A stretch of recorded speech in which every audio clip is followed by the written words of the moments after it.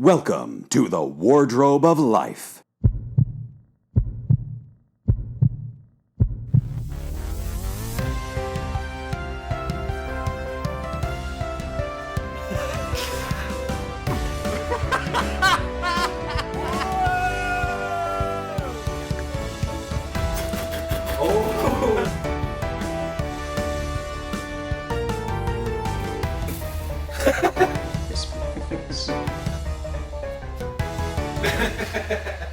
In the Wardrobe of Life, there is always something different. Hello, and welcome to the Closet Bar once more. Once more. Here we are. And today we have another guest for you, a fabulous, fabulous gentleman. He is indeed. Oh, I thought you were going to say more. Well, I was just going to concur. Oh, right, okay. Fabulous gentleman. So Richard does concur. He's a fabulous gentleman. He is a voice actor and has probably the most dulcet tones that you will hear in the north of Ireland. Please welcome Philip Sacramento.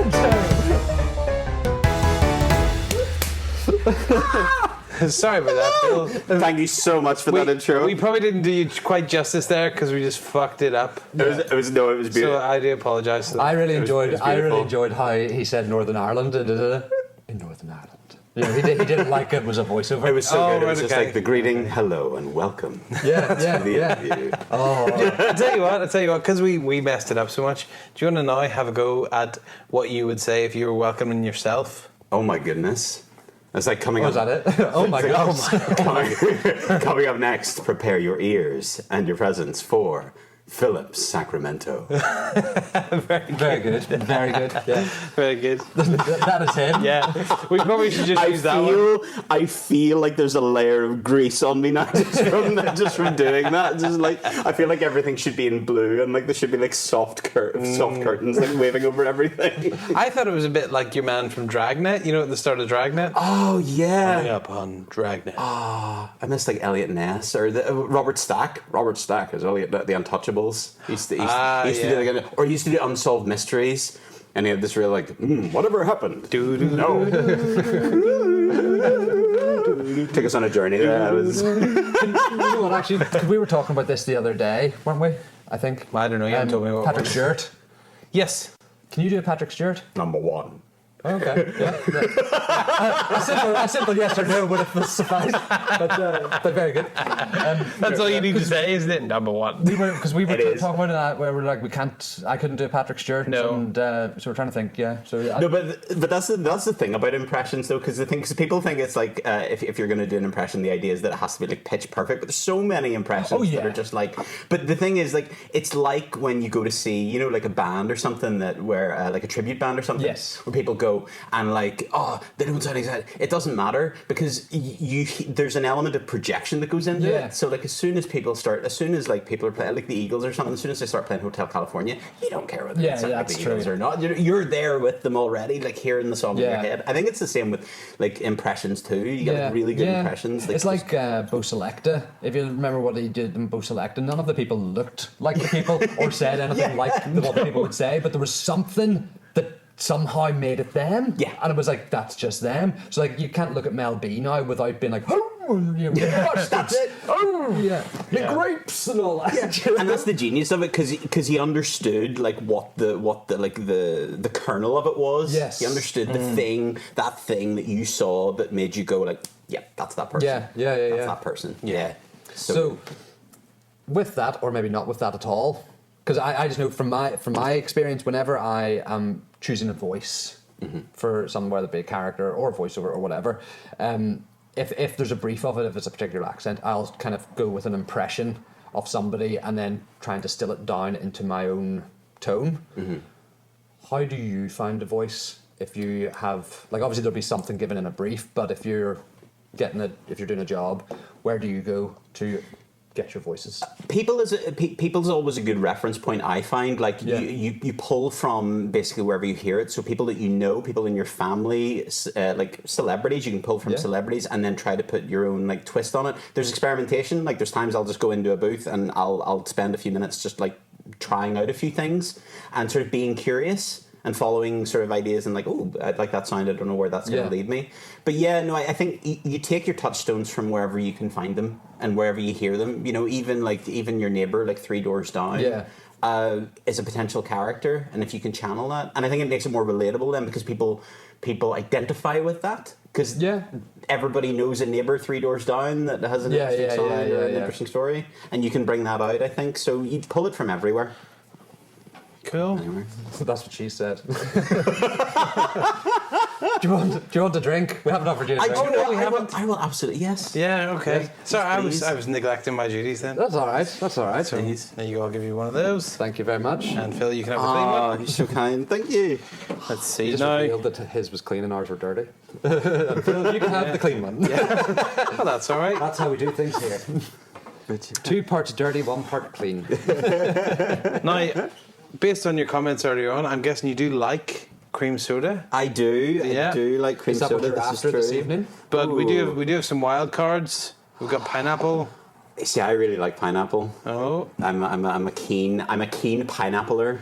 and there is a shandy, but has anyone ever liked shandy? I'm not one of those people. If you're out there, shandy fans, I'm afraid I'm sorry, I can't count myself among you. Okay, well, shandy's neglected. We also have iced tea as well. Fresh from his tour. fresh from his tour, yeah. I didn't know iced tea was low in calories. He's very light, very chill. Yeah, very chill. Very chill beverage. Or we have some diluted juice as well. That's fantastic. But like previously stated on another episode, which may or may not be out yet. Yeah. We don't have water. Well, I will. Do you know what? I am feeling nostalgic, and I have not had cream soda in so long. So I will go with cream soda. For Philip. I'm really glad you said that because this has been staring at me, and I can't remember the taste of cream soda. Yeah. What is it meant to be? It's sparkling. Isn't it like meant to be like the thing? Like if you imagine vanilla in a carbonated beverage, vanilla So it's like in a Coke float? beverage. Yeah, I imagine that's kind of what it's meant to be.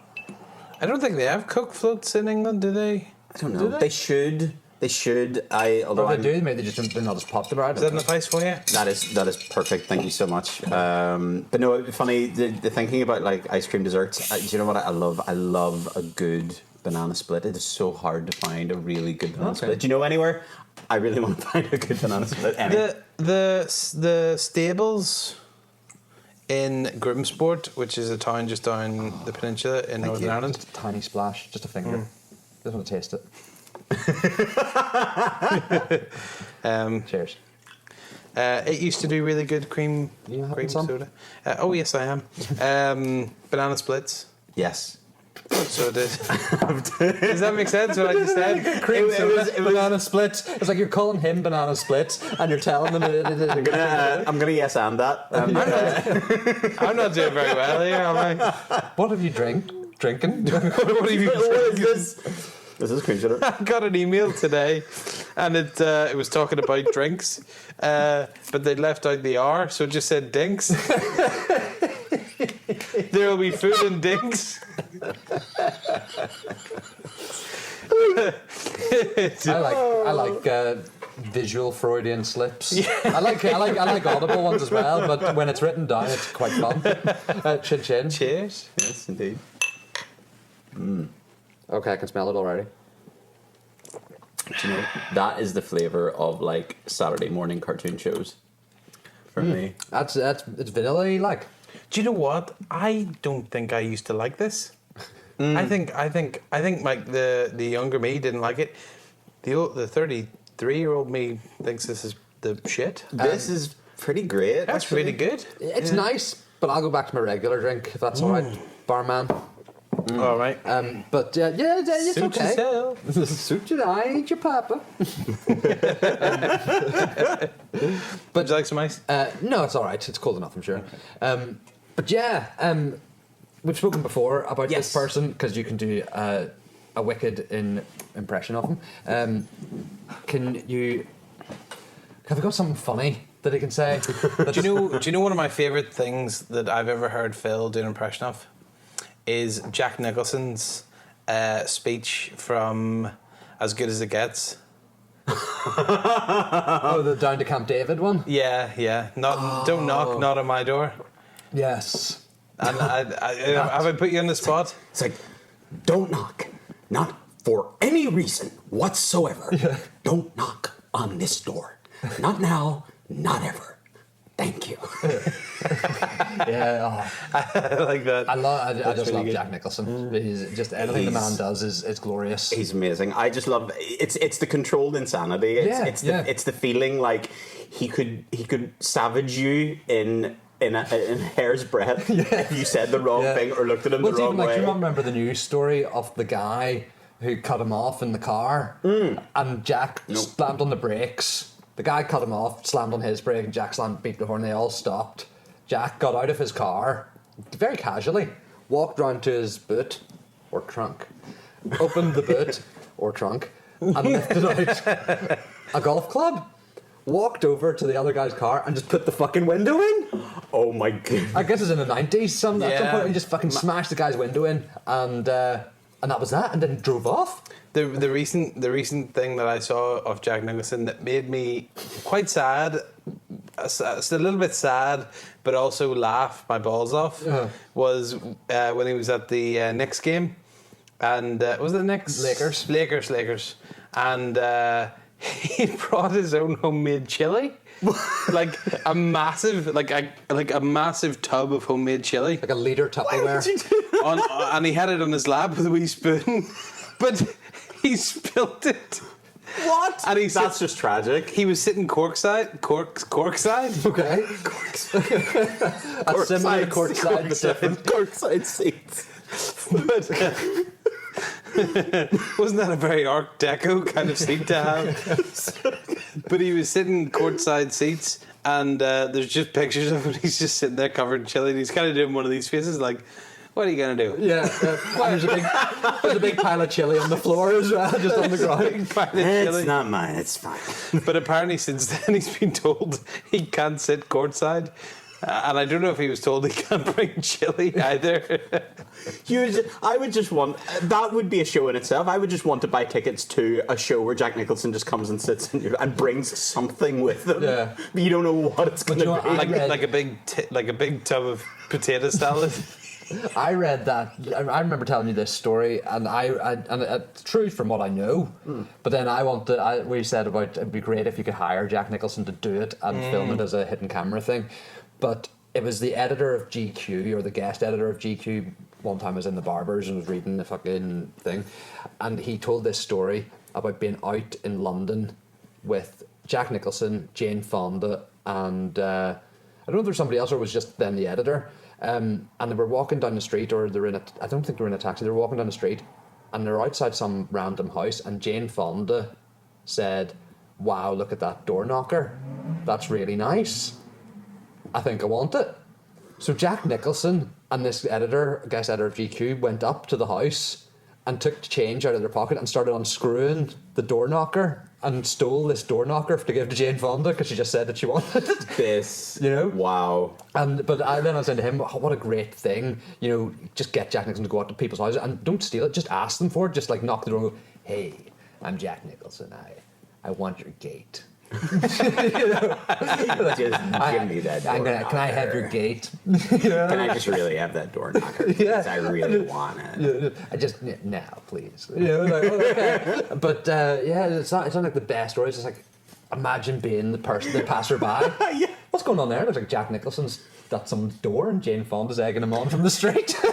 No, he is the guy that would just go like, "I'll destroy you if you don't get me exactly what I want." But then in the very next instant would just go, only kidding. Yeah. It's like, there's an interesting question actually, because a guy asked me this question.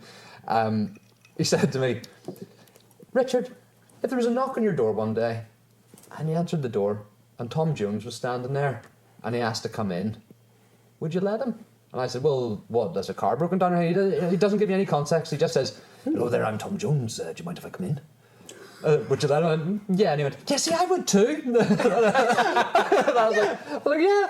And then I was thinking about it. I thought, who do I like? And I was like, I like Paul Daniels. Would you let Paul Daniels in? And he went, "Nah, he looks like he might steal stuff." but nothing like really important. Just like weird things like a battery from the remote control, or like a saucer from a cup of tea, you know. Or I could see that the end of a spoon. That mischievousness where it just leaves things not quite as they should be. Yeah, like it takes soil out of a potted plant and set it on one of your seats. Do you know what I think he would do? I think he would go to your bookshelf and he would take one of your books off the shelf. He would start to read it and he would do that thing where he pulls the pages apart and licks them. Yeah. As he pulls them apart and then puts them back, and he would never tell you that he did it. And so I think it's just he knows. He goes off like he knows. I once wiped a bogey on someone's doorbell. What? Oh, okay. Yeah. Someone that I don't know. It was you! On their doorbell? Yeah. It was someone who had been not very nice to Jade one time. So you went, I'm going to go wipe a bogey on their doorbell. Well, no, I don't have any shit to fill out. This particular person hadn't been very nice. And then I had to deliver something to their house. Oh, did you fall into your own trap? No. I mean, they'd been not nice to Jade, and then time passed. Oh, okay. And then I had to deliver something to their house. Yeah. And I thought, well, that's probably the most passive-aggressive thing I could ever do. And Jade said, do something nasty. So I was like, right. So I sat in the car, and nobody was in. I could see no one was in. You're in the car, like the lights off in the dark with your collar up and a hat on and sunglasses, even though it was And I was nighttime. trying to think about it, because really what you want to do is put it on the handle. Yeah. I had no reason to touch the handle, because you only touch the handle if you're opening the door, but I couldn't. I was just knocking the door, or as it turned out, ringing the doorbell. So I picked the best bogey I could find.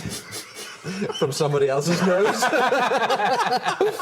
It's perfect. I gave it a good old root around, and I got a really good one. Do you know one of the ones that's a bit gooey on one side, but is kind of like really dry on the other? Oh, yeah. It's like the hidden surprise. And I sort of had to balance. I picked up the stuff I was delivering. I sort of had to balance it on my finger as I walked up the drive. I just went, ding dong. I just went and just left it perfectly. Oh. So all the gooey stuff was on the other side. Oh, that's perfect. Wendell's not feeling this one. Wendell's not liking this. Here, I'm going to make sure to make it really nice to you when you come into a recording booth. But you know what, though? It's not, it was a very good passive-aggressive thing to do, but I feel sorry for the Amazon guy. Because he's the one who's going to be ringing the doorbell, or the grandmother, or whoever. Oh, yeah. But you see, I thought about that. Okay. Right? And I thought about that. I thought, yeah, they're just going to think the person that owns this house is really dirty. Oh, yeah, that's a good, Look at their bogey-covered house. You're going to attack their social stand. And that person who I did that to went on to get an MBE. Wow. Most bogeys. Well, next time you're in the neighbourhood and you're dropping something. I got to do it again. Yeah, that's it. I don't like him. Fair enough. Do I know who this person is? I don't think so. Whisper his name to me so only I can hear it, just loud enough so the microphone picks you up. Just whisper real close. Yeah, it was Jim. Jim. Just whisper it in my ear here. Jim. It was Jim. But can you read German? Can I read German? Yeah. Yes. Can you do an impression of Don Lafontaine and read some of that? So this, can I? Is this a load bearing coaster? Well, coaster. It's I don't know what exactly it is. It is Takeoff. So Don Lafontaine, so Don Lafontaine, obviously the very famous movie trailer guy, the In a World guy. Mm-hmm. So all right then, just do In a World first, so people get the context. In a World. Yeah. Cool. So we got that. So we go from Takeoff, gewinnen Sie inne von den Tollen, Fahrten in. I'm sorry. Right, so German. Right, it's beautiful language. I love it. German's wonderful. But the word for journey to Fahrt is just does not. Is like. Is that what it says? Fahrten. Oh, do you know German? It's Fahrten. A little bit. Fahrten in Heißluftballon. So it would be. Oh wait. Okay. So it would be like Heißluftballon. einfach unwerfen, die Augen zusammenzahlen. Und this is Yeah. The first part was great, though. That was really good. Yeah, if you could just so viewers and listeners, if you can just remember that the first bit was great. Yeah. The first bit was really good. What about say? What if Don Lafontaine did fart? Would he still do the same voice and say, "Sorry"? Sorry, I would give it a few minutes before you go in there. It's pretty. Oh dear. It's like one man, one gaseous expulsion.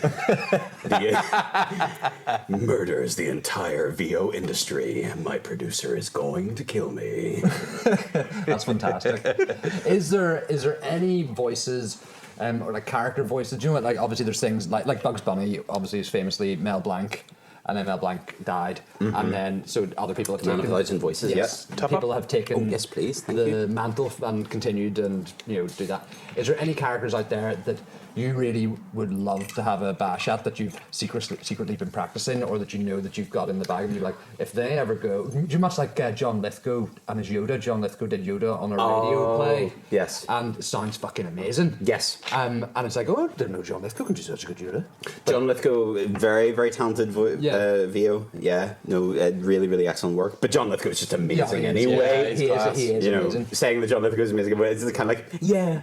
He's Mountains are tall. Yeah, exactly. Yeah. John Lithgow is good. As is John Lithgow. He is also tall. He is also very tall. But is there any characters that you'd love to have a go at? Oh yeah. So well, for example, one of the most formative pieces of animation, because I love animation. It's one of the things that got me into voice work, and everyone loves animation.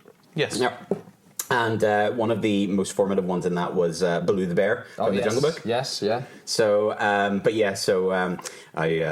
was Phil Hartman who voiced. That was Phil Harris. Phil Harris. I always get those two mixed up. Phil Harris. He was a comedian, singer, songwriter, all-round entertainer, sort of. Phil Hartman was Lionel Hutz. McClure and Lionel Hutz and Troy McClure, and all of those again. Fantastic. I love Phil Hartman's voice, his natural that. The Lionel Hutz voice and the Troy McClure voice is kind of similar to his actual voice. That kind of hello. Oh yeah, there's this beautiful sort of hi, how are you? Yeah. What's weird about his voice? We'll get back to Phil Harris in a second because I know we're going off on a bit of a tangent. But what's interesting about Phil Hartman's voice is that it sounds very clean cut. Yes. And at the same time, like an absolute gobshite. Yes. Yeah. Do you know what I mean? It's both simultaneously. You know, it's there's a line. He's in Fletch Lives as just a guy in a warehouse, and Chevy Chase says something to him about thing, and he goes off to check the information. But when he comes back, he goes, "Well, as you can see, this was delivered to blah blah blah. So once again, you're wrong and we're right." It's like, oh, you cunt. It's kind of it's that thing that kind of reminds me. I was in a convention once. I was doing like a talk on doing like voice acting sort of as a hobby, and every once in a while you will get this question that comes up whenever you're talking specifically about voice acting to a group of people who aren't familiar with it, and they'll go like, so this person gets up and sort of goes raising his hand and he gets ready. We get the mic over to him and he says, "So what's harder, voice acting or real acting?" Yeah. And of course you get that question, and like I knew he meant this with absolutely no malice, but it was like we broke in laughing. It was just like, oh, so this guy's starting on us now. This guy, he's just going to be that guy, and he's like, no, I didn't mean it like that. It's okay, we know what you mean. But the thing is, like what you were saying with Phil Hartman is that performance, that thing is exactly the thing that shows you that like voice actors, it's acting. Yes. It's understanding cadence, it's understanding tone, it's understanding rhythm and delivery, and the way that you make that voice just sell that idea that it's acting without being seen. Just sells it like what a dick. In the same way that the way you stand or the way that you hold yourself as an actor when you're physically there is as much a part of it. Mm-hmm. Have you ever done it? Because I know like actors do a lot of things like some actors will allow their costume to help dictate how they move, like particularly their shoes. Some actors will wear shoes that are size too big or too small, so that their walk is different or they're in a kind of discomfort. Have you ever done anything like that, like tighten your belt really tighter or something like in the studio to make you a bit more? Oh yeah, well, it's remarkably like physical, and like people sort of, I think people kind of imagine that like voice work when you're at a voice mic, you're standing very, very rigid and still at the microphone. But actually, like you move around a lot. Like it's very expressive. You just got to make sure to lock your head down so that you don't sort of knock into the microphone. Yeah. But yeah, no, I'll do things like I'll alter my posture. I'll hold myself in a specific way. Like recently I did a voice for sort of an FBI agent kind of character, and I found myself adopting the hands behind the back, very rigid posture to kind of give you that stiffness to your delivery. Yeah. And it's full, like, the voice work is full of things like that, and using sort of tricks like that and thinking about the way you hold yourself and how that affects your voice. Yeah. Anytime I've done any VO stuff, whether it be for like a thing or it been ADR for a film or whatever, is I always much prefer to stand as opposed to sit. They always put a chair there for me, and it's like, I don't want to sit in that, because now I'm all hunched over beside a microphone. I want to stand up so that I can at least copy what I'm. Especially if it's ADR, I want to be able to stand and copy what I'm doing on the screen. So if I'm like moving and see what way I'm kind of going. I wouldn't want to sit. Yeah, I need to stand too. Yeah. And what I found was weird was the first time I ever did voice acting as such, kind of with a professional company. They put me in a room. Obviously, they recorded. It's just not any room. They put me in a room. And this is the kitchen. And they looked at me. They put me in the recording room, and then they kind of were coming in with a wee button and saying, "We want you to do it a bit like this." So I delivered it the first time the way that I thought was kind of thing, and then kind of they do that thing where they turn away from you and talk. Yeah. And then they come in and say, "You don't sound quite this way, okay? We want you to sound like this." But then when you hear the thing finished, they've just used the first recording that you did. Yep. So it was actually the first one that you use is usually the one that they go for. Yep. Your natural instinct. You tend to find like that. That's very true. Like your gut instinct tends to be the one that is the most, because it's the most instantaneous thing in your head. It's the most gut reaction thing, and that does sort of lend it a more like a true, I guess, flavor to it or something like that. But absolutely. Your first instinct often does tend to be the best one for sure. That's class. But it's interesting with voice work specifically because, like, I mean, obviously, like, coming from like acting backgrounds, like there's a lot in acting about preparation. Yeah. And I sort of, when you're dealing with voice work yourself, because obviously, with acting, there's a lot of interrogating of the text and kind of trying to pull your character out of the material and really trying to think and break it down. And but it's interesting how, like, especially in like in voice work, especially for commercial reads, where like you maybe only get your script like 10 minutes ahead of time, and then you're just like, okay, right, let's go. Yeah. And really having the ability to kind of pull something quickly, I think, and spontaneously is a really, really important pillar of voice work. It's always punctuation that trips me up. I always, because then sometimes the cadence of the sentence goes wrong and you go up or you go, and particularly as Northern Irish people, we tend to go up at the end of everything. That's right. And what happens is that you just end up sounding like you're asking questions all the time. Yeah. Mm-hmm. Or some scriptwriter, someone out there, some clever clog scriptwriter. Sorry, scriptwriters, if you do this, but you will put a semicolon in your script. What do you do with a semicolon? What do you do? What are you supposed to do with a semicolon? Like, do I go up? Is it a pause? Is it a stop? What? It's neither. I can't decide. Can we call this episode "What do you do with a semicolon"? Yeah, we can. It's a non-binary punctuation mark. What is this? It doesn't mean anything. Yeah. I never thought about that. Yeah, I better check my script. Colon, you get it checked every so often. But it is a very weird punctuation mark. Yeah. But yes, what were we saying? Phil Harris. No, so that Phil Harris. Yes, Phil Harris. That was your. So Baloo the Bear was the kind of the characterization that first kind of. Right, what was Baloo the Bear? Now let me try and think of his voice. The Jungle Book. But how am I going to do now? Am I going to immediately go for a Yogi Bear? Did they have similar voices? No. No, Yogi Bear was more. Yogi Bear was. He was more like that, wasn't he? Hey, boo boo. Hey, Smarter than the average bear. It's really the. Oh. So what's Baloo then? So Baloo is more like southern down here. Yes.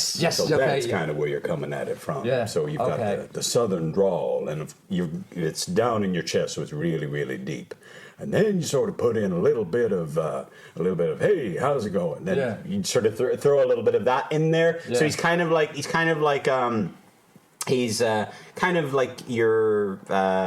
the roommate, like your best friend roommate, but you're not quite sure if he's going to leave the place in a good condition when you come back. Yeah. You know, like he's a nice guy. You like him. You like hanging around with him. He doesn't take up too much space. Bit messy. Yeah, maybe a bit messy. Yeah. So, so I spent a lot of time working on the accent for the character, and actually his voice, the voice that I spent most time working on was the Ed Gilbert version, which was the voice that was used for the animated show Tailspin. Oh, yeah. So when they brought the character over from the movie, they brought this character in. They brought Ed Gilbert in to replace Phil Harris. And so this is the voice that you ended up with. And okay, yeah. But that was the one. Yeah, Tailspin was brilliant though, wasn't it? Tailspin was great. It was like Indiana Jones, but I don't think it's one I ever watched. Oh, it's great. I don't think it's one I ever watched, because I did, what would I have watched?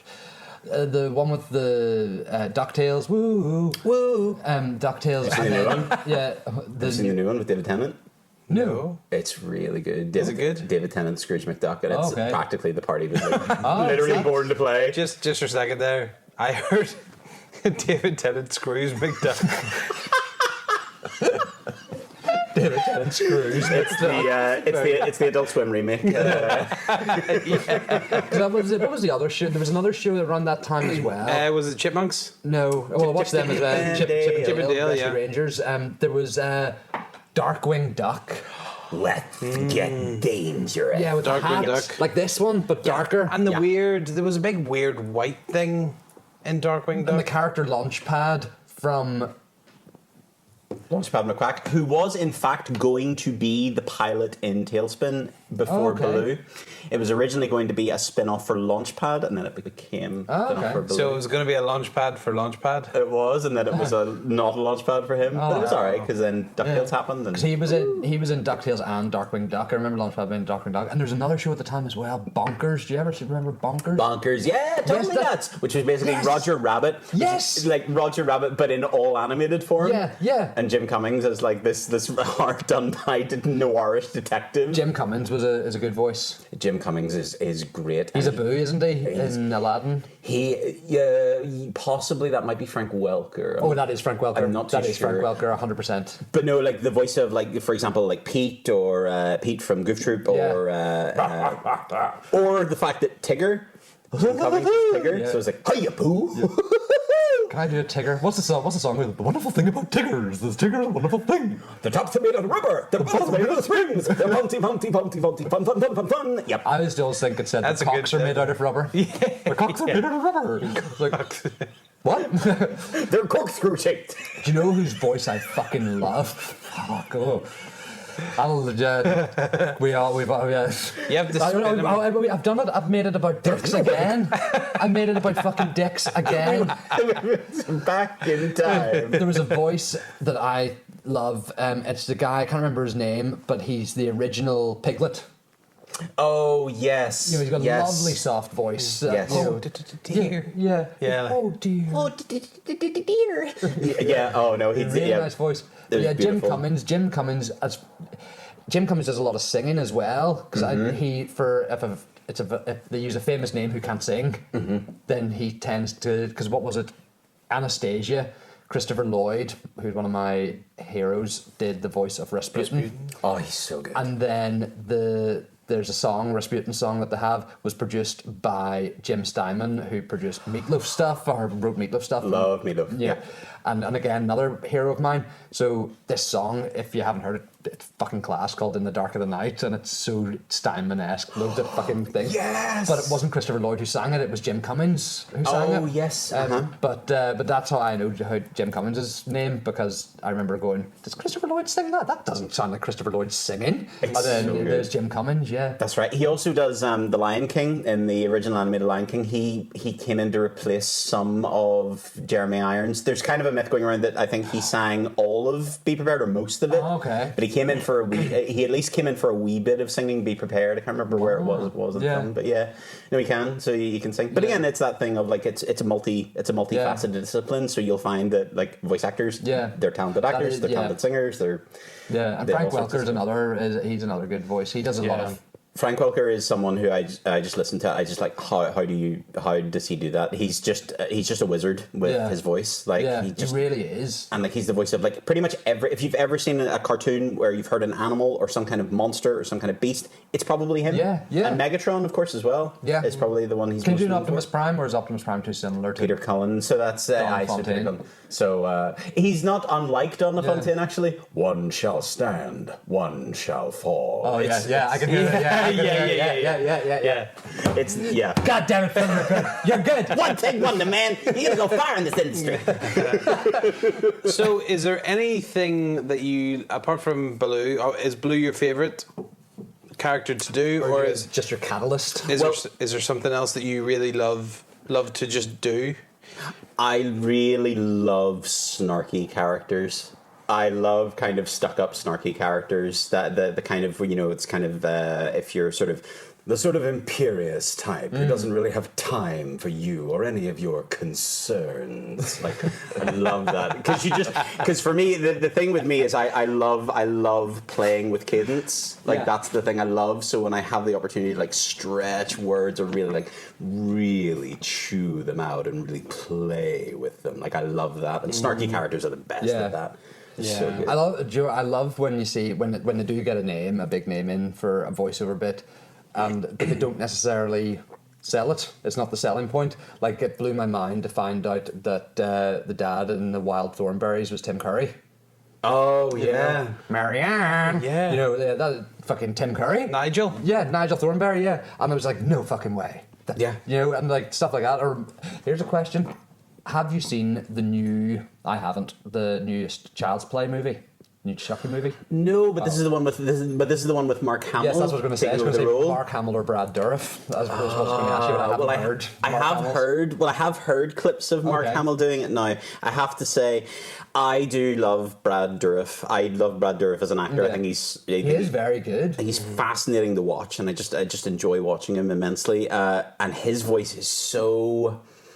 The issue I have with Mark Hamill, and he is an absolutely tremendously talented voice actor as well, but like when I hear him, especially as Chucky, I tend to find I keep thinking of the Joker. His turn as the Joker, because there's a lot of it in there, and so I keep hearing that, and it's hard to shake that. Fair enough. With Mark Hamill, whenever and the Joker's amazing. He did an amazing job. It was probably the Joker of our childhoods in animated form. Anyway. Yeah. No, absolutely. That's the thing. I mean, that voice has stuck around for years. I mean, there's a reason why he is still to this day doing it. You know, and it's because that voice has just become synonymous with that character. So what are you working on at the moment? So I am just about to finish up work on an audiobook. Okay. So I've just finished narrating an audiobook that's going to be coming out soon. It's called Time Framed. Cool. And it's really exciting. Also because I produced that one as well, so I was also editor on that one. Wow! Which was a big thing. So I'm super excited. So that's coming out soon. I'm really looking forward to it. I've also just finished a couple of video games. So I'm in a video game at the minute called Grand Guilds. It's kind of like if you've played any of the Fire Emblem series, or like it's sort of a tactical RPG. And I play a snarky character in that, lovely. which is wonderful. Yeah. So it's just like right in my wheelhouse. And then I was also in another video game recently came out called Eastshade, which is a lovely pastoral exploration game where you're a painter in a world of anthropomorphic animals. Oh. And you're just solving people's problems and having a really nice time in a beautiful world. And who were you in that? Were you an I played a raccoon. Mm-hmm. And I also played a monkey. And were either of these monkey characters? Farmer? I did, yeah. Was that a monkey who is a farmer, a farmer of monkeys? A monkey who is a farmer. He farms peas. Okay. And he is forever. He does, and he is beset upon by mice that may or may not be real. Okay. Here, can I ask? You can. Whenever you hear, it's going to be a monkey farmer, because those two things are very different. Because when I hear monkey, I think of like tropical kind of places. And then when I hear farmer, I think of Yorkshire or Devon or Uar. So I remember kind of the brief that came across for the character was sort of like Tom Bombadil kind of character, so a slightly kooky, sort of zany kind of character. So I very much went in kind of the, oh right, how are you? Yes, it's wonderful to see you, and then sort of playing up that and kind of making that a bit more cartoonish. And but it was a lot of fun to play him. It was great. I got to sing ditties. It was wonderful. Well, just the word ditties. Whilst you were playing the raccoon, bang, bang, bang, bang, bang, bang, bang. yeah. Bang, bang, bang, bang, ditties, bang, bang, bang, bang. Is that if you were going to play a raccoon, how would you play it? Would it be very much like that? Would it be like this, or would it be? Yeah, I would hold it. I'd try and hold it by its tail and put maybe its head under my foot and do an up and down motion on it, like it's a washboard or something. You get it's the wee rings around its tail are the different notes, like on the fretboard. It's the sound you make when you blow along the hairs. Yeah. It's like, you know, when you get two blades of grass, you get blades of grass, you go. Yeah, have you done it? It makes a really wonderful sound. It sounds really dangerous to play I wouldn't want to. I wouldn't want to. They have claws. Yeah. But you like an insurance clause. Like a Santa Claus. A clause in their contract. Tim Allen. But yeah. So when's your book coming out? The audiobook and the games. So I'll just say. So the audiobook I'll say is soonish, like within the next little while. So that hopefully will be out soon. Grand Guilds is being made right now. Eastshade is out. You can find it on anywhere where you can buy games digitally. Eastshade. Check it out. Absolutely. So that's all great. So the audiobook then will be out soon. Also, if you're board game inclined, I'm doing narration for a board game. Okay. So I'm working with a company who are doing like a companion app. So when you play a board game, you can play this and it'll play the narration instead of handing it to somebody and going, you walk into a room, there are 3 portcullises and there are orcs inside. Like you're going to get like, welcome to the welcome to the dungeon. Yeah. So and then I provide the narration for that. So class. Very good. Yeah. So. That sounds amazing. Yeah, it does. But So and any of that stuff for people that, like want to find out more about like what I do or where they can find me on Twitter. Twitter is the best place to find me. And what is your Fill in the Booth? Fill in the booth. Fill in the booth. Yes. Fill in the booth. Yes. Okay. And that's.